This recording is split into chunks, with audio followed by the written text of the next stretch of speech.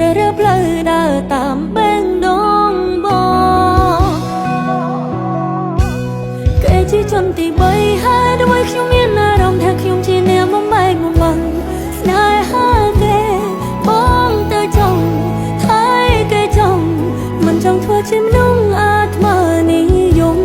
เราให้ខ្ញុំជាជនទី3តាំងពីដំបូងគ្រាន់តែមិនទាន់នឹងខ្លួនគេអាចនឹងយកខ្ញុំសំ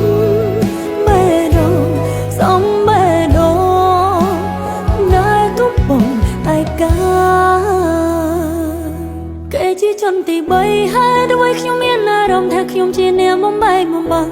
ស្នេហាគេបងទៅចង់ហើយគេចង់មិនចង់ធ្វើជាមនុស្សអាត្មានិយម